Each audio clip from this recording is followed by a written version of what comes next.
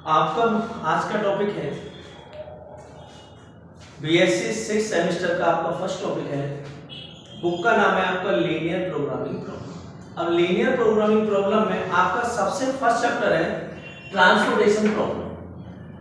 Transportation problem को पढ़ने के लिए हमें उसके अंदर कुछ टॉपिक्स हैं जिन्हें हमें स्टेप बाय स्टेप फॉलो करना है। हमारा है कि initial basic solution of transportation problem. अब ये initial basic feasible solution T dot P का मतलब है ट्रांसपोर्टेशन प्रॉब्लम। जब आप ट्रांसपोर्टेशन प्रॉब्लम को सॉल्व करेंगे तो उसके सॉल्व करने के हमारे पास 4 मेथड होते हैं। जिन चारों मेथड को हम स्टेप बाय स्टेप करेंगे। सबसे पहला जो आपका मेथड है, सबसे पहला मेथड है आपका नॉर्थ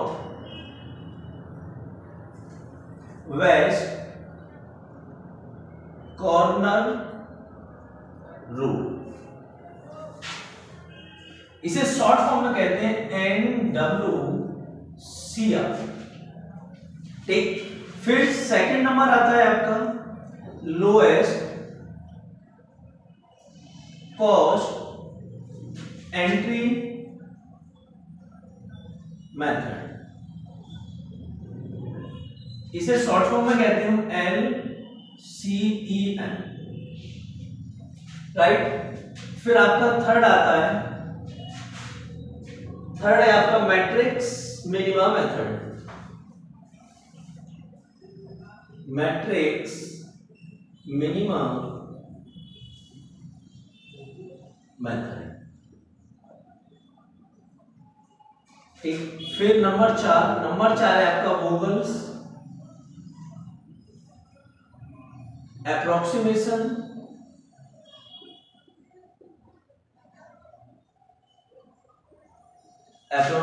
मेथड, जिसे शॉर्ट फॉर्म में कहते हैं VAM। ये आपके पास आपके 4 मेथड हैं।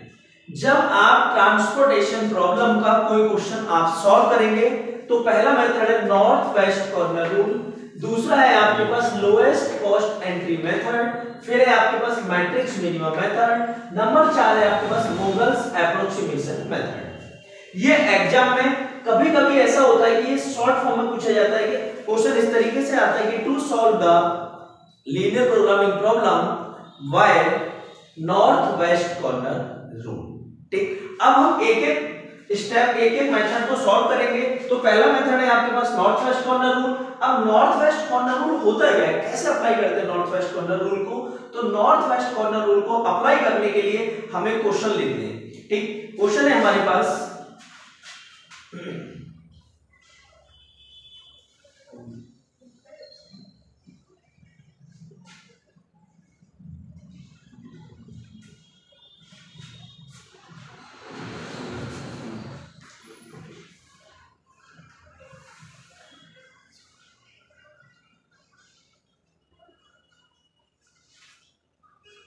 देखिए first question number first,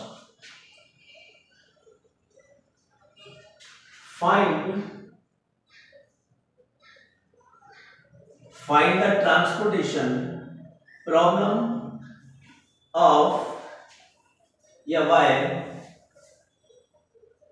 north west corner rule। ठीक, क्वेश्चन के लिए हम सबसे पहले काम क्या करेंगे, मैट्रिक्स जनरेट करेंगे।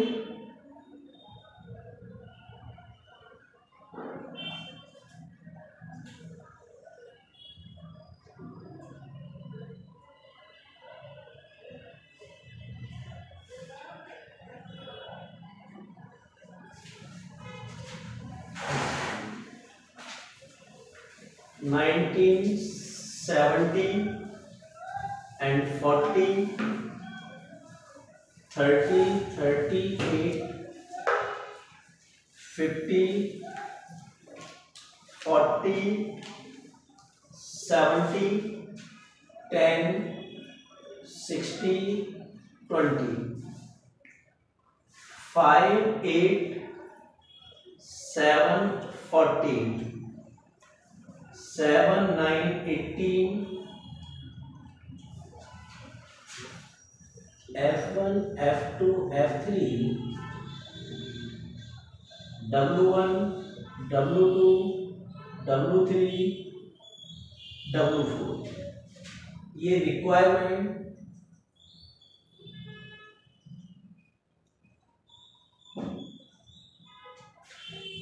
यहाँ ये है आपकी कैपेसिटी,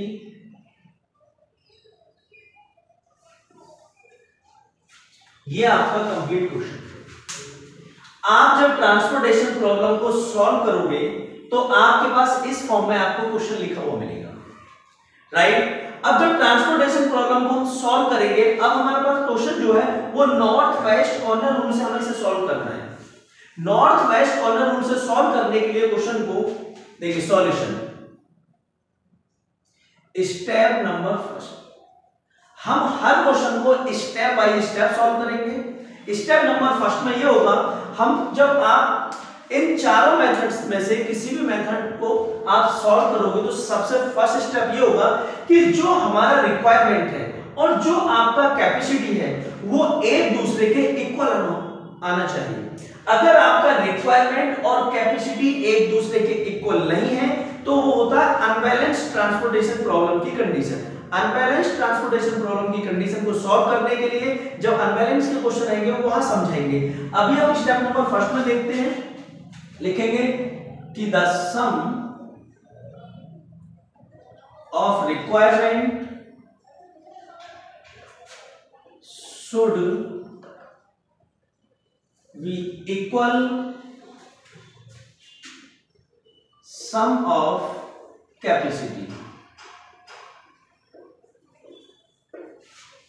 यानी कि आपके रिक्वायरमेंट का सम आपकी कैपेसिटी के सम के इक्वल होना चाहिए, राइट। तो आप जब इसे कैलकुलेट करेंगे तो आपका रिक्वायरमेंट इस तरीके से रिप्रेजेंट कर सकते हैं, AI equal to sigma BJ, ठीक। तो इसका 34 और इधर से भी क्या है आपके पास 34। जब हमारा सम ऑफ रिक्वायरमेंट और सम ऑफ कैपेसिटी एक दूसरे के इक्वल होगा तो हमारे पास ये बैलेंस ट्रांसपोर्टेशन प्रॉब्लम होगा। तो हम लिखेंगे this is called balance transportation problem. T.P it means transportation problem, right. अब step number second, step number second में हम ये लिखेंगे कि सॉल्व, या आप ये लिखेंगे to find initial basic feasible solution by northwest corner rule and WCR, ठीक। अब देखिए इसके लिए हम मैट्रिक्स बनाते हैं, ये आपकी मैट्रिक्स,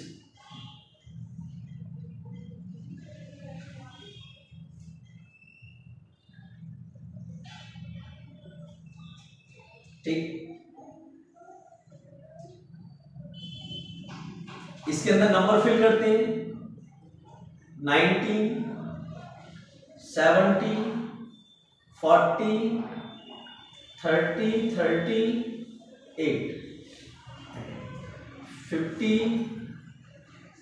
40 70 10 6 20 5 8 7 14 7 9 18, ठीक। F1 F2 F3 W1 W2 W3 W4, right. अब देखिए इस स्टेप को आपको बहुत अच्छे से फॉलो करना है, बहुत अच्छे से समझना है। जब हम नॉर्थ वेस्ट कॉर्नर रूल से आप इसे कैलकुलेट करेंगे, तो जब नॉर्थ वेस्ट कॉर्नर रूल से कैलकुलेट करेंगे तो हम कॉर्नर से चलेंगे। कॉर्नर से इट मींस इधर से और आप इधर से चलेंगे, ठीक है। तो जब आप कॉर्नर से चलेंगे तो अब हम ये देखेंगे कि 5 और 7, जो हमारा 7 है और जो हमारा 5 है, इसके ठीक सामने जो हमारी मैट्रिक्स है इसका क्या एलिमेंट आता है, तो वो आता है आपका 19। ये आ गया आपका 19, राइट। तो 5 और 7 में जो एलिमेंट आपका छोटा होगा उसे आप यहां फिल करेंगे। ये फिल कर दिया हमने 5, राइट। अब 5 से 7 को आप कैंसिल आउट करेंगे, ठीक। तो हमारे पास यहां आएगा आपका 2।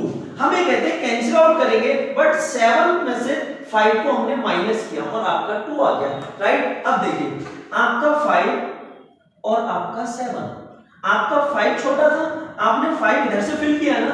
जब आपने 5 इधर से फिल किया तो जो एलिमेंट इधर से कॉलम फॉर्म में आ रहे हैं उन्हें आप इस तरीके से क्रॉस आउट करेंगे, राइट। अब इसके बाद अब कॉर्नर ये हो गया आपके पास 8। अब 2 और 8 के ठीक सामने आता है आपका 8, तो 2 और 8 में आपका छोटा है आपका 2, ये आ गया आपका 2, राइट। अब 2 से 8 को इसे कैंसिल करेंगे तो यहां आएगा आपके पास में 6 और 2 आपका कैंसिल। अब 2 आपने इधर से फिल किया, तो जब 2 आपने इधर से फिल किया तो अब नंबर क्रॉस आउट होंगे इधर से, ये क्रॉस आउट हो गए नंबर, राइट। दूसरी चीज, अब 6 और 9, क्योंकि ये कैंसिल हो गया पूरी तरीके से। अब कॉर्नर इधर आ गया 9 और इधर है आपका 6, तो 9 और 6 को कैंसिल करोगे तो यहां आपके पास 30 के सामने आता है, तो आप 6 को फिल करेंगे, ये आ गया आपका 6, राइट। 6 आपने इधर से फिल किया और ये 8 आपका क्रॉस आउट, और यहां आपके पास आ गया 3, राइट। अब जो आपका 3 और आपका 7 इसके सामने आता है आपका 40, तो 3 से जब आप इस 7 को कैंसिल करोगे तो आपके पास यहां तो आएगा आपका 4, और 3 और 7 में 3 छोटा है आपका, 3 आपका ये आ गया। अब इधर से ये नंबर क्रॉस आउट, राइट। अब 4 और 18 इसके सामने 17 आया आपका, तो आप इस 4 से इसे कैंसिल आउट करोगे तो यहां आएगा आपका 14 और यहां आपका 4 फिल हो गया। अब हमारे पास क्रॉस आउट के लिए कोई नंबर नहीं है, आगे चलते हैं। अब आपके पास आपके मैट्रिक्स में केवल एक एलिमेंट बचा हुआ 20, ठीक। अब 40 और 40 के ठीक सामने आता है आपका 20 और आपने 40 ये फिल कर दिया, ठीक। और आपका 40 से 40 कैंसिल हो गया, राइट। अब देखिए मेरी बात ध्यान से सुन लीजिए आप, जब आप इस तरीके से फिल करते हुए लास्ट में पहुंचेंगे तो आपके पास इक्वल नंबर होना चाहिए रिक्वायरमेंट की तरफ से और कैपेसिटी की तरफ से। जब हमने कैंसिल किया था इसे तो यहाँ 40 और यहाँ 40 था, तो इट मींस आपका पूरे का पूरा क्वेश्चन सही है, इसे आपको वापस चेक करने की कोई भी जरूरत नहीं है। बात क्लियर है? अब देखिए, अब चलते हैं स्टेप नंबर 3 की तरफ। यह है आपका स्टेप नंबर 3। स्टेप नंबर 3 में आप काम क्या करेंगे? स्टेप नंबर 3 में ये आएगा कि इनिशियल बेसिक फैसेबल मैट्रिक्स बिकम्स, ठीक। इट मीन्स मैट्रिक्स बनाएंगे,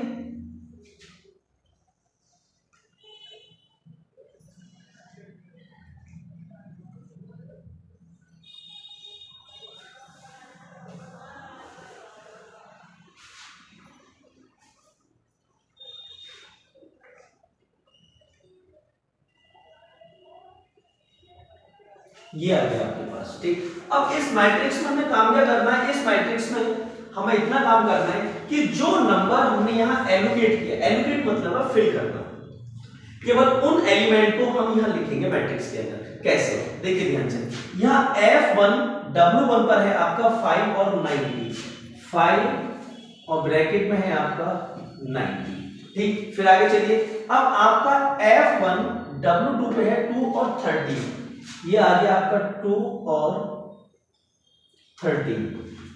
फिर आपका F2W2 पे है आपका 6 और 30, तो F2W2 ये रहा 6 और 30,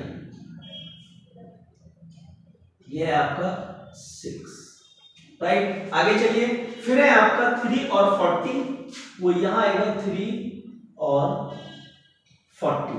फिर है आपका 470, 4 ये रहा और 70 आपका ये रहा। फिर है आपका 40 और 20 ये आपके पास। बात क्लियर? केवल हमें यहाँ उन एलिमेंट्स को लेना है मैट्रिक्स के अंदर जो एलिमेंट हमने इस वाली मैट्रिक्स में नॉर्थ वेस्ट कॉर्नर रूल को अप्लाई करते हुए हमने यहाँ फिल किए थे। It means this, right. अब हम इसे और चेक कर सकते हैं। चेक करने का आपका तरीका ये होगा कि this is called initial basic feasible solution, initial basic feasible solution as all positive allocation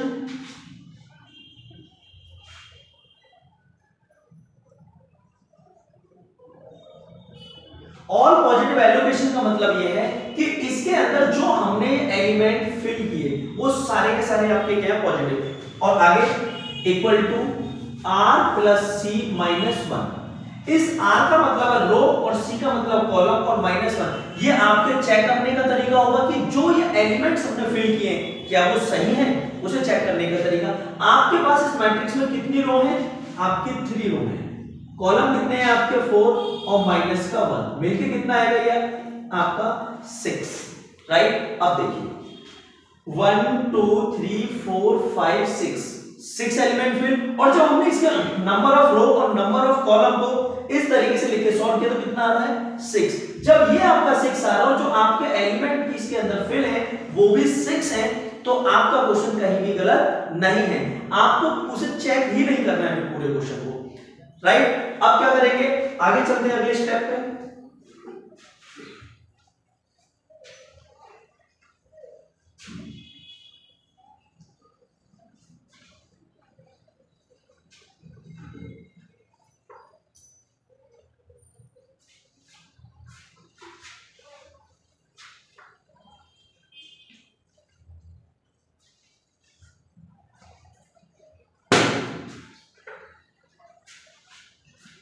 अगला स्टेप है आपका स्टेप नंबर 4। स्टेप नंबर 4 के लिए आपको क्या काम करना है? स्टेप नंबर 4 के लिए ट्रांसपोर्टेशन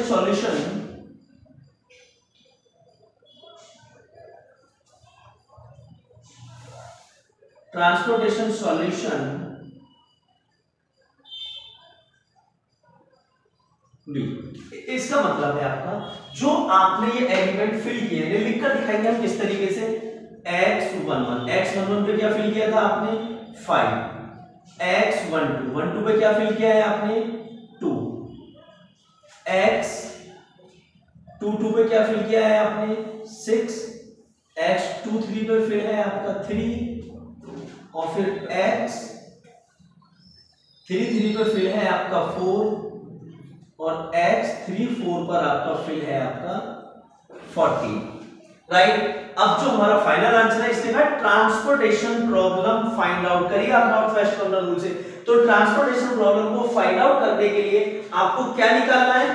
टोटल मिनिमम ट्रांसपोर्टेशन